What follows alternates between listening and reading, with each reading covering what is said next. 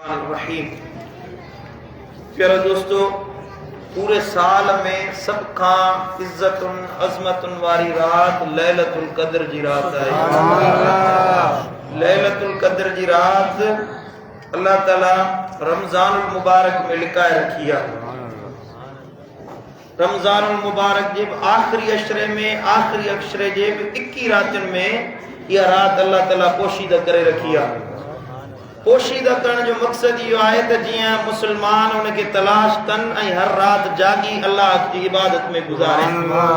या कद्र जी रात जे रात में अल्लाह ताला कुरान मजीद के नाजिल कयो, इन जे करे इहा रात मुसलमानन जे लाइ ईद खां वधीक खुशी जी रात आहे। बल्कि इहा रात लैलतुल कद्र जी रात अल्लाह जे मलाइकन जी ईद जी रात आहे। मलाइकन रात में तमाम घणो खुश थींदा आहिनि। लैलतुल कद्र जी रात सलामती वारी रात आहे। लैलतुल कद्र जी रात अल्लाह ताला जी रहमतुन ऐं बरकतुन अल्लाह ताला जी इनायतुन जे वंडजण जी रात आहे। लैलतुल कद्र जी रात छोटकारे जी रात आहे। लैलतुल कद्र जी रात अल्लाह जी रहमत जे दरवाजन के खोलींदी आहे। लैलतुल कद्र जी रात अल्लाह जी तरफा मग़फ़िरत ऐं इनायतुन जी रात आहे।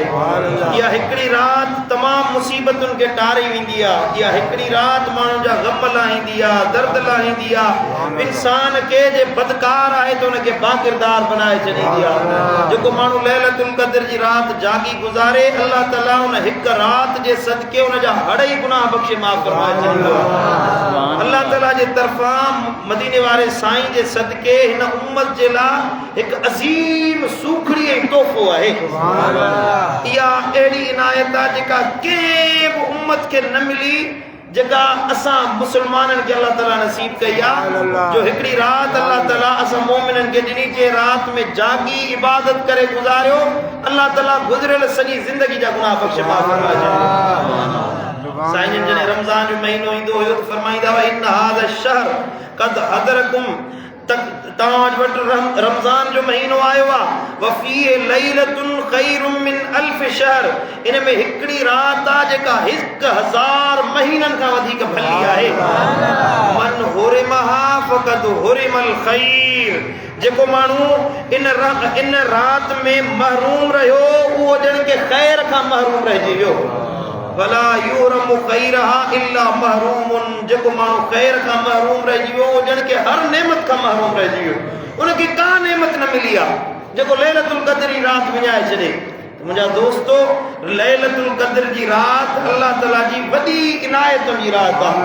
ख़ुदि रब फरमायो आहे, इन्ना अंज़लनाहु फी लैलतिल कद्र, इहा उहा रात आहे जेका कद्र वारी रात आहे। वमा अदराका मा लैलतुल कद्र, तव्हांखे ख़बर नाहे त लैलतुल कद्र जी रात केॾी वॾी शान वारी रात आहे। वो तो सारो रमज़ान रहमतुन जो नुज़ूल थींदो रहंदो आहे। सॼे रमज़ान जी हर घड़ी, हर वक़्त, हर ॾींहुं, हर कलाक, हर सेकंड में अल्लाह ताला जी रहमत जो नुज़ूल थींदो आहे। अहिड़ियूं रहमतूं 11 महीननि में न लहंदियूं आहिनि जेतिरियूं लैलतुल कद्र में लहंदियूं आहिनि। पर लैलतुल कद्र जो शान ई निरालो आहे। लैलतुल कद्र खे अल्लाह ताला अहिड़ो वधायो आहे जो इन हिकड़ी रात में अल्लाह ताला मदीने वारे साईं जी उम्मत जा हड़ई गुनाहगार बख़्शे माफ़ फरमाए छॾींदो। सुभान अल्लाह।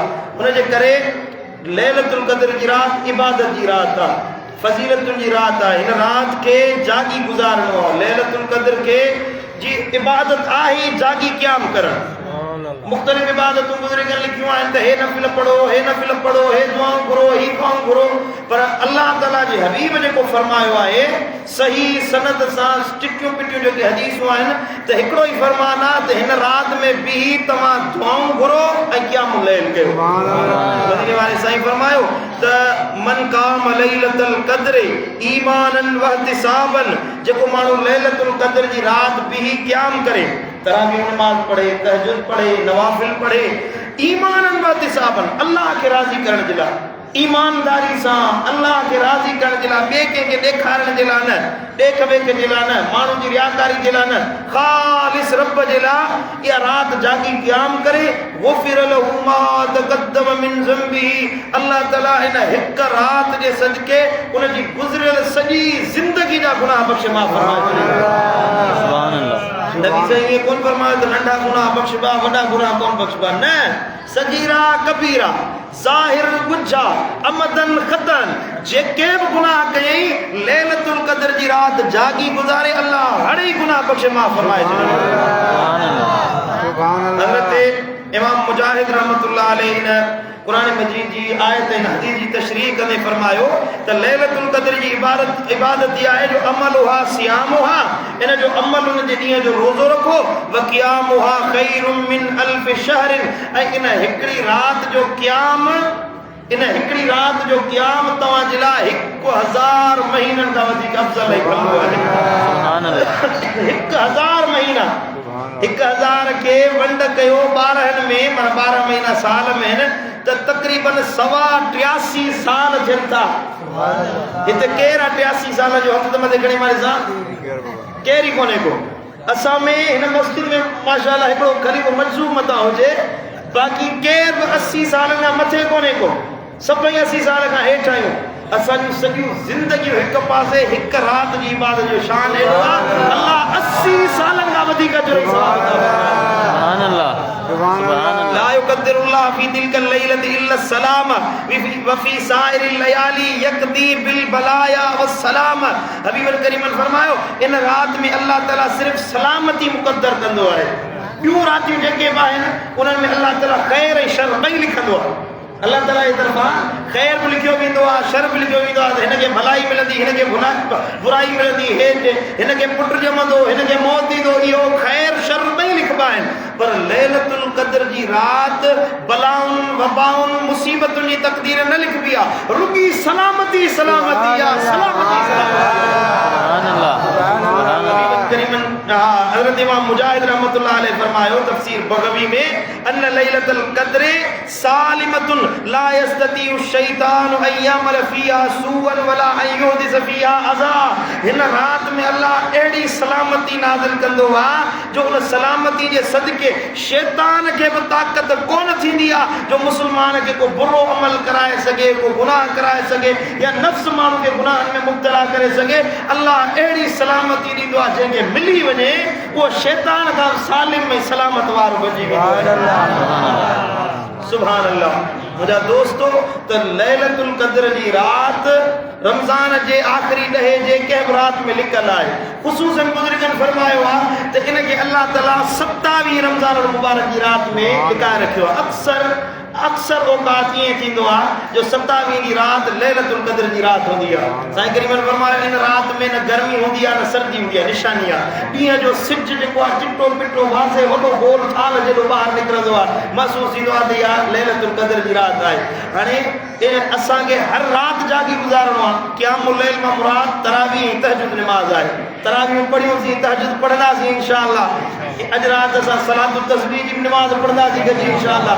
साईं करीम सल्लल्लाहु अलैहि वसल्लम फरमायो जेको सलातुत तस्बीह जी निमाज़ पढ़ो रोज़ानो पढ़ो हर रोज़ सलात तस्बीह पढ़ंदा कयो।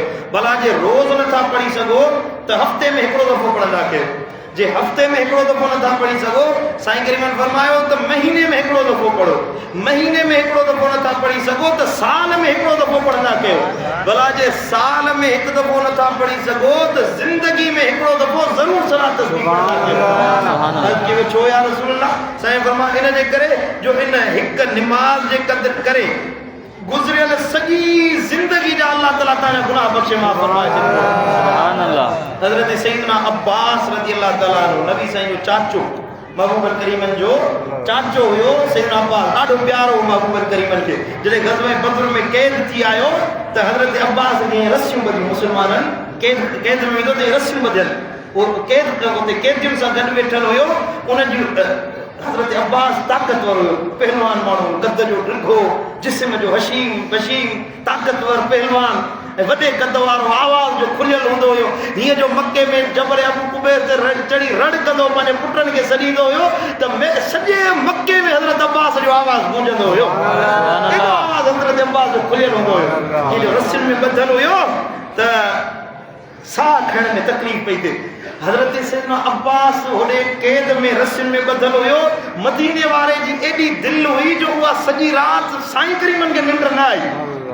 साईं ने फरमायो तो अब्बास जो हज़रत अबू बकर समझी वियो तो हज़रत हबीब करीम अब्बास के रस्सियूं ॿधल आहिनि उन में साह में तकलीफ़ थी थिए केद में पहला चई त जल्दी वञो उन जी रस्सियूं ढिरियूं कयो ने महबूबन करीमन खे पंहिंजे चाचे जी तकलीफ़ बर्दाश्त न थी थिए सुभान अल्लाह सुभान अल्लाह वो चाचो साईं करीम जी खिदमत में आयो या रसूल अल्लाह मुझा महबूब मां वॾी उम्र में मुसलमान थियो आया कुरान में मुसलमान थियो आया सॼी ज़िंदगी मुंहिंजी शिरक में ऐं बुत परस्ती में गुज़री आहे हाणे मुसलमान थियो आया हबीब अहिड़ो को अमल ॿुधायो जंहिंजे करण सां अल्लाह मुंहिंजा हर ई गुनाह बख़्शे छॾे ऐं बाक़ी ज़िंदगी मुंहिंजा दर्जा वधाईंदो रहे साईं करीम सल्लल्लाहु अलैहि वसल्लम हीअ निमाज़ सलात तस्बीह हज़रत अब्बास खे सेखारी साईं फरमायो जंहिंजा ज़िंदगी में अमल थोरा हुजनि गुनाह घणा हुजनि इहा निमाज़ पढ़े ऐं तव्हां खां रसूलुल्लाह सल्लल्लाहु अलैहि वसल्लम अल्लाह ताला हुनजा हर ई गुनाह बख़्शे छॾींदो हुनजी नेकियुनि में इज़ाफ़ो फरमाए छॾींदो इहा सलात तस्बीह निमाज़ अॼु राति असां बा जमात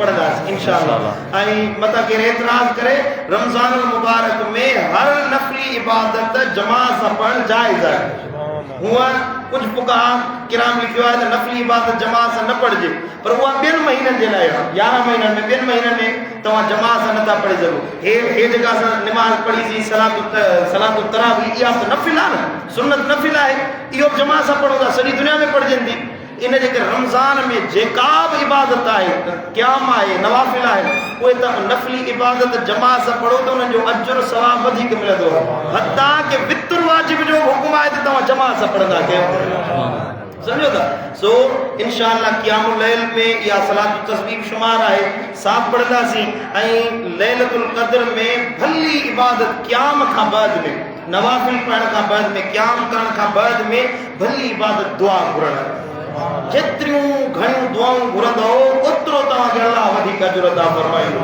घणियूं दुआऊं घुरो अल्लाह जे खज़ाने में खोट न आहे जेतिरियूं घणियूं दुआऊं घुरंदो ओतिरो अल्लाह तव्हांखे घणो नवाज़ींदो अल्लाह सां पाने जो तअल्लुक़ क़ाइमु करण जो वाहिद ज़रियो दुआ आहे असां जे लाइ को माण्हू ॿिए कंहिं शहर में हुजे कराची में वेठो हुजे मदीने में वेठो हुजे हितां असां ॻाल्हायूं तो कम्युनिकेशन जे लाइ कहिड़ो सिस्टम आहे मोबाइल आहे न कम्युनिकेट करण जे लाइ रब्त क़ाइमु करण जे लाइ राब्तो करण जे लाइ मोबाइल आहे मोबाइल खणी ॻाल्हाईंदासीं त असांजो राब्तो थींदो अल्लाह सां कम्युनिकेट कीअं कयूं अल्लाह सां असां राब्तो कीअं मुंसलिक कयूं अल्लाह सां राब्ते करण जो तरीक़ो आहे दुआ सुभान अल्लाह निमाज़ में दुआ घुरो सजदे में दुआ घुरो बी दुआ घुरो वेही दुआ घुरो साईं मुंहिंजा हर हाल में दुआ घुरो रोई दुआ घुरो वॾे आवाज़ सां दुआ घुरो आहिस्ता दुआ घुरो दिलि में दुआ घुरो दुआऊं घणियूं घुरो इन सां तव्हांजे दिलि जो ताल्लुक़ तव्हांजे रूह जो ताल्लुक़ अल्लाह सां क़ाइमु थी वेंदो ऐं लैलतुल क़द्र जी राति में मदीने वाले साईं फरमायो त अल्लाह ताला जेके उन साल माण्हू हज कंदा उन जा नाला अल्लाह नोट कंदो आहे या हदीस मुबारक अॼु पढ़ी आहे जेके हज ते वेंदा उन साल हे रमज़ान आहे लैलतुल क़द्र जे बि हिन साल जो आख़िरी महीनो हज जो महीनो ज़ुल्हज शरीफ़ इन में माण्हू हज ते वेंदा जेके हज ते वेंदा तन जा नाला अल्लाह ताला अॼु जी राति में तहरीर फरमाईंदो आहे नोट कंदो आहे तो इन जे करे उन्हनि जा नाला लिखबा उन्हनि जे पीरनि जा नाला लिखबा इहा दुआ घुरो त अल्लाह ताला सां सभिनी खे हज नसीब करे आमीन ऐं हिन राति में लैलतुल क़द्र जी राति में इनखे लैलतुल क़द्र सॼो ई इन जे करे वेंदो आहे जो हिन में अल्लाह ताला मुस्लमाननि जो क़द्र वधाईंदो आहे इज़त वधाईंदो आहे एतिराम वधाईंदो आहे हिन में जेको इबादत करे उनखे इज़त ॾिनी वेंदी आहे जेको क़याम करे उनखे अल्लाह जा मलाइक इज़त जी निगाह सां ॾिसंदा आहिनि उन्हनि खे वॾो सवाबु ॾिनो वेंदो आहे मुंहिंजा दोस्तो त लैलतुल क़द्र जी राति ऐं मुमकिन आहे अल्लाह असांजो नसीब अॼु की 27 जी राति लैलतुल क़द्र बनाए ऐं अल्लाह जी रहमत में उम्मीद आहे अल्लाह ज़रूरु असांखे अॼु राति लैलतुल क़द्र जो अजुर ऐं सवाब अता फरमाईंदो बाक़ी न त रमज़ान जी हर राति हूअं ई क़बूलियत जी राति आहे बख़्शिश जी राति आहे दुआऊं घुरंदासीं इंशाअल्लाह अल्लाह असां सभिनी जा गुनाह बख़्शींदो इंशाअल्लाह राति जो 12:30 या 1 बजे सही आहे 1 बजे इंशाअल्लाह 15-20 मिनट अधु कलाक खिताब थींदो ऐं उन खां बाद में इंशाअल्लाह सलात तस्बीह जी निमाज़ पढ़ंदासीं दुआ थींदी उन खां बाद में सहरी जो बि इंतज़ाम सॼी जमात जे लाइ कयो वियो आहे सभु इंशाअल्लाह सहरी कटी करे ऐं पोइ पंहिंजे घर में वेंदासीं अल्लाह ताला शाह अमल जी तौफ़ीक़ अता